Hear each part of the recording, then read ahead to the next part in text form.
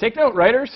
There are few things you could do to convince me more of your hackitude than having a cop-out ending where everything is revealed as just a dream. For me, this completely guts the story emotionally, because then nothing that happened in the movie mattered. Plus, it's often a cheap out for a writer trying to surprise their audience. And yeah, I know, The Wizard of Oz reveals that all of Dorothy's adventures in Oz was a dream. But that was 70 years ago, and it was done that way because the studio was afraid the audience wouldn't accept the fantasy any other way. If they made it today with that ending, it would be more critically attacked than the endings of any M. Night movie post-Unbreakable.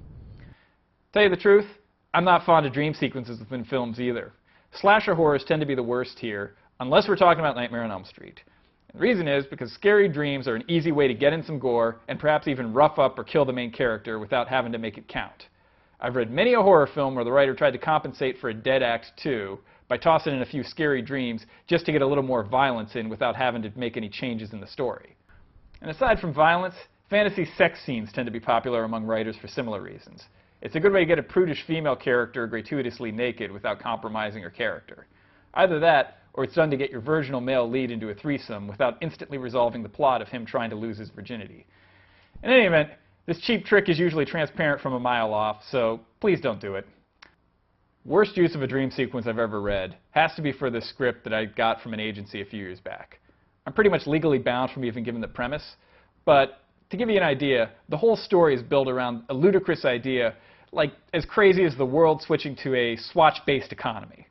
The most absurd thing is the writer treated this premise totally seriously, as if the events in the film were remotely plausible. Well, in my coverage I pointed out how much I didn't believe that premise, and how the way the writer chose to introduce that only made it more ridiculous. So about a month later, the script's resubmitted and it lands on my desk.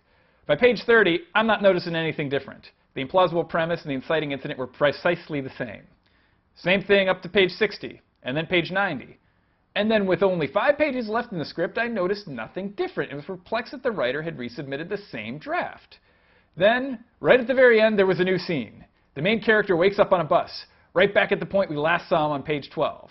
Almost everything in the movie was a dream. That was their out for why things didn't have to make sense. You could almost hear him say, "See? It doesn't have to have any kind of plausibility. It's all a dream." All this did was make me think the writer was even more of a hack than I originally gave him credit for. It's difficult enough to get an audience to sympathize with a fictional character within the construct of a fictional story, but once you start laying another layer of unreality within that fiction, it takes the film to an entirely new level. Often the audience says, well, if none of this matters, then why should I care? And you know what? They're right.